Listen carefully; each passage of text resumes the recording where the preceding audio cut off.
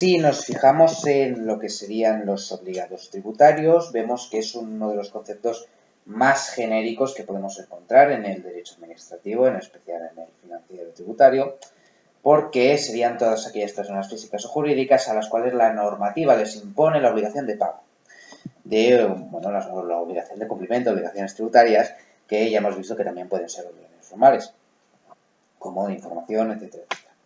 Bien, sobre lo que serían los tipos tenemos distintos. Tenemos un sujeto pasivo, que es el básico, es el claro, y que va a ser el contribuyente. O bien habrá un sustituto del contribuyente que ahora veremos. Después tenemos un responsable, tenemos un sucesor. Son varias figuras que nos determinan esta posición de obligado tributario. ¿Pueden serlo las entidades sin personalidad jurídica antes de empezar a descifrar todo lo que son estos nombres? Sí, pueden serlo. Las herencias yacentes, por ejemplo, tienen que pagar impuestos. ¿Qué más? Si hay varios obligados tributarios, en este caso se aplicará la solidaridad. Y si uno de ellos satisface la cantidad, pues podrá, como siempre una persona que tenga con mínimos conocimientos de derechos sabrá que se puede ejercitar una acción de repetición en vía civil para recobrar aquello que uno ha pagado de más porque el otro no le ha dado la gana pagar. El sujeto pasivo básicamente es el obligado por naturaleza al pago. Dentro de esto tenemos dos tipos. Tenemos el contribuyente es el obligado natural, el que nosotros pensamos y decimos, este es el que tiene que pagar, ¿no? Y después tenemos el sustituto del contribuyente. El sustituto del contribuyente nos viene por una imposición de una ley, en el cual se desplaza esta posición del contribuyente, se pone en lugar del contribuyente, se pone a esta persona, y nos vienen por tres características. Ha de haber una obligación de realizar el hecho imponible por parte del contribuyente, después una ley prevé la existencia de la sustitución y el sustituto tiene un derecho de regreso por vía civil. El más claro ejemplo es el ICIO, es decir, cuando nosotros vamos a realizar una construcción de una obra, el constructor nos viene y nos dice, oye, que te voy a pagar yo el impuesto del ICIO a cambio de que tú después pues en el precio me lo anotaré en la factura y tú me lo pagarás, ¿vale? Entonces, pues, como el constructor habitualmente o el promotor habitualmente pues realiza las funciones administrativas, las tareas más de papeleo, digamos, tiene más lógica que lo pague él que no que vaya el contribuyente al ayuntamiento, que puede ser una viejecita que no tiene ni idea de nada, a pagar, ¿no? Entonces, una vez pagado, si el contribuyente dijera, no, yo me niego a pagar porque era mi obligación, tú lo has pagado, no.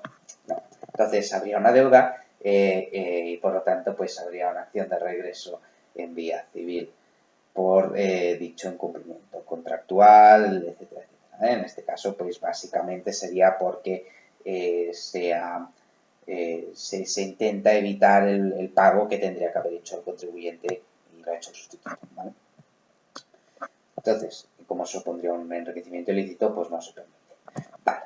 El responsable básicamente es cuando transcurre el periodo voluntario de pago y no había pagado, la administración en algunos casos encuentra una persona que tenga que hacerse cargo de la obligación. La diferencia con el sustituto es que el sustituto aparece ex ante y este responsable aparece ex post. ¿Qué significa? Que el sustituto aparece en vez de, en lugar de, y el responsable no. El responsable aparece al lado de forma subsidiaria, en la cual pues la administración, si el contribuyente no paga, va a ir a por el responsable. El responsable tendrá también una acción de regreso frente a este contribuyente que no le ha dado la gana pagar, no ha podido pagar, etcétera, etcétera. Los presupuestos de hecho para el nacimiento de un responsable básicamente es que nazca, para que haya un responsable, perdón, es que nazca la obligación tributaria, que haya el periodo de obligación de pago haya finalizado y que haya una obligación ex lege de responder, es decir, que estés obligado por ley a responder. Tenemos dos tipos de responsabilidad, la responsabilidad solidaria y la responsabilidad subsidiaria. Tenemos, y ahora nos preguntaremos, ¿y dónde encontramos estos responsables, no? Podemos encontrar dos grandes catálogos en la Ley General Tributaria, el catálogo de responsables del artículo 42 y del artículo 43. El artículo 42 es la responsabilidad solidaria, el artículo 43, si no me equivoco, será la subsidiaria. En este caso pondremos dos ejemplos, por ejemplo, al artículo 42 de la LGT, de la Ley General Tributaria, pues como solidarios, causantes o colaboradores en la Comisión de Infracciones Tributarias. Como un ejemplo de un causante, de un responsable subsidiario, podríamos encontrar pues administradores de hecho de derecho de personas jurídicas que cometan infracciones tributarias por cuotas, recargos, intereses y sanciones. Es decir, si las empresas y la sociedad realiza algo mal, actúa fatal, entonces y hace una infracción, pues el administrador, si la sociedad no responde, tendrá que responder él, que ya en teoría es el que se carga con toda la responsabilidad y para eso cobra o no. El sucesor, básicamente, que es la tercera posición, hemos visto pues lo que sería el sujeto pasivo, que puede ser un contribuyente o un sustituto. Después hemos visto el responsable y ahora vamos a ver el sucesor. El sucesor básicamente se coloca como titular en la obligación tributaria ya existente, es decir, sucede en ella. Se aparece por sustitución, pero se parece a la sustitución. Pero en este caso la administración lo que hace es que ya tenía una relación con el contribuyente y el contribuyente lo que pasa es que queda desplazado, no está en lugar de y el contribuyente sigue, sino que se le quita y se pone a este nuevo. Habitualmente, por ejemplo, el sucesor de persona física es porque se muere, se produce por fallecimiento y entonces pues los hijos, los herederos, pues cargan con algunas deudas y créditos tributarios.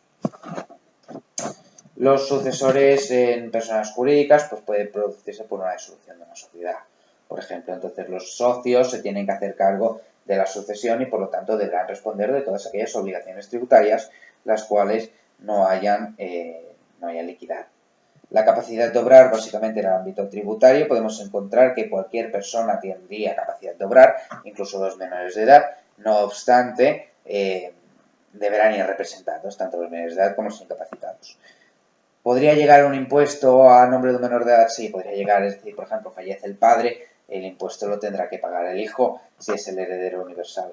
La representación básicamente puede ser legal, obligados tributarios carentes de capacidad de obrar, como por ejemplo los menores o los incapacitados, o bien una voluntaria que deberá acreditarse por cualquier medio válido en derecho, salvo actos de mero trámite, los cuales no necesitan una representación por un poder notarial, etcétera, etcétera.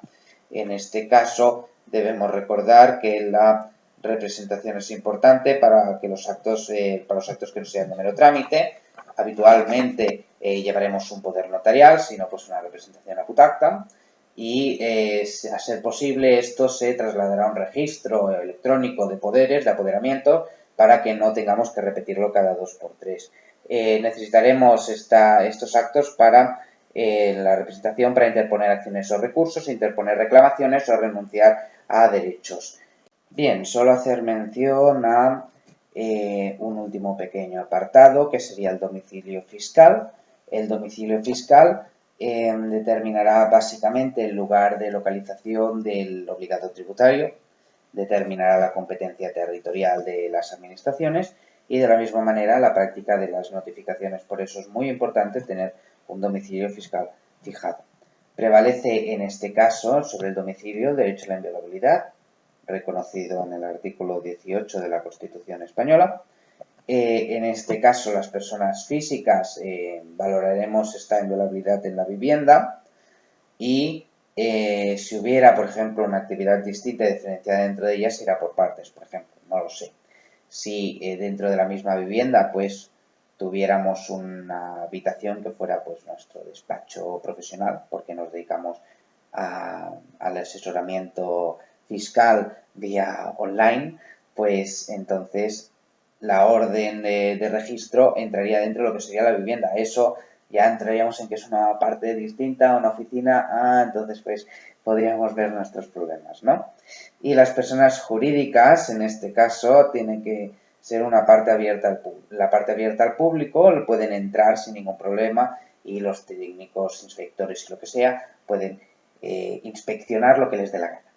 Pero del mostrador para adentro, en este caso se entiende que es algo cerrado, es algo privado y por lo tanto necesitarán de que les dejen entrar o bien de una orden judicial.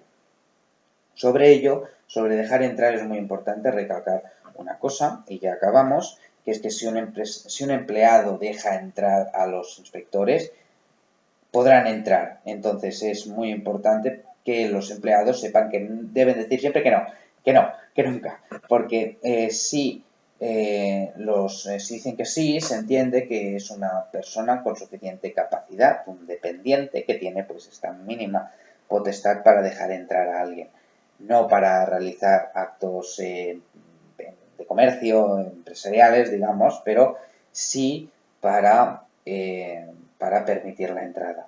Por lo tanto, desde el mismo mancebo hasta el dependiente, o sea, el dependiente podría por la capacidad, pero también el mancebo, que es el mínimo del derecho mercantil, como ya sabemos, pues este incluso puede dejarlos pasar. Por lo tanto, muy importante no dejar pasar a nadie, siempre esperar a la orden judicial.